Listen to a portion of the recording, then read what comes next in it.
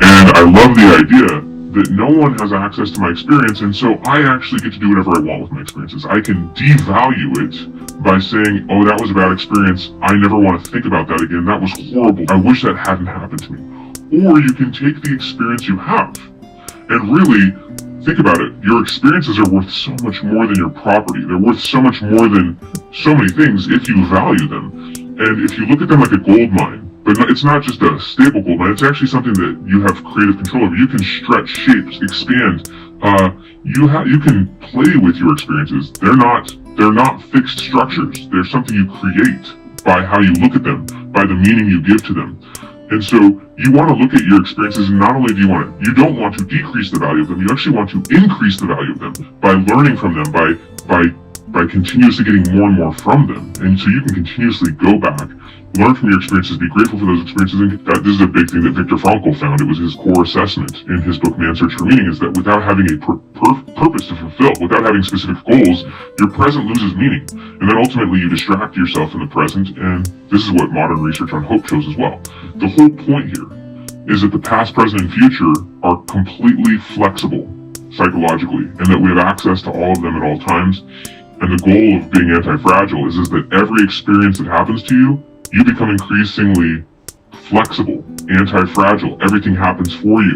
You have increased meaning, purpose. You're learning from your experiences, but also you're utilizing your experiences, you're valuing your experiences, and you're continuously mining those experiences for more and more. Become more anti-fragile, and that's to learn everything you can from your valleys and to not squander your peaks. That the bad things happen in people's lives because of the dumb mistakes that they do on their peaks. And it's not necessarily that they're dumb, it's just psychologically, emotionally, they're not learning from it. They're not ready to stabilize that and then ultimately keep expanding toward a bigger vision. And instead, they get lackadaisical, overconfident, arrogant, etc. And life is in waves. Even light is in waves. Everything happens in waves, and so you can't expect that a peak is just going to always be there. You got to actually learn from it and then ultimately keep growing. If you're not growing, then you're going backwards. And these are ways, obviously, to become more anti-fragile, is to not squander those peaks, to learn from them, to stabilize, and to continue. You ultimately, as people, and this goes back to Frankl, is that you ultimately always need a future purpose that's giving you meaning. Frankl was very explicit in this. He said, what people need is not a tensionless state, but rather the striving and struggling for a worthwhile goal, a freely chosen task. When the why is strong enough, you can bear, and the why is strong enough, you will find the how. People who are high commitment, high hope, they have what's called pathways thinking, where they will find, generate, and create unique, novel, nonlinear. They will find and create a path to get where they want to go. If the why is strong enough, you will find the how. You will find the path. Valleys are the best thing that can happen to all of us. And a valley doesn't have to be situational. You may situationally be miles and miles beyond anywhere, even your best situations 5 or 10 years ago. But for you right now, this is a valley. This is something you're learning from. This is something that's tough. And you're forced to be humble. You're forced to become better. You're forced to not be bitter. You're forced to look in the mirror.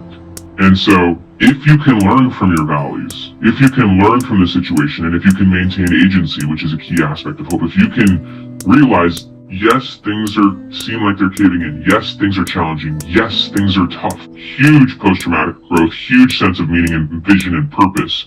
And this is a key psychological principle, is that your past and how you feel about it has almost nothing to do with what actually occurred. It's more about the story you tell. When you get better at telling better stories and collecting better meaning, and when you value your experiences, when you value and approach by continuously learning from, being grateful for, and approaching and learning your past, telling a better story, your future goes up. Your future just gets bigger and more purposeful and more meaningful. That is post-traumatic growth. You will have a bigger sense of purpose, mission, and meaning as you take whatever experience happens. And so this is the key psychological principle, is that to be happy in the present, you ultimately need a positive past and a compelling and exciting future.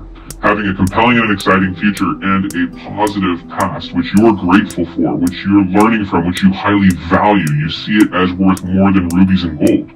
Even my most challenging experiences, I value them so much. Because if you think about life from a spiritual perspective, your experiences are really what you have. Time is simply the culmination of experiences. And the person who learns the most from their experiences gains the most from their time.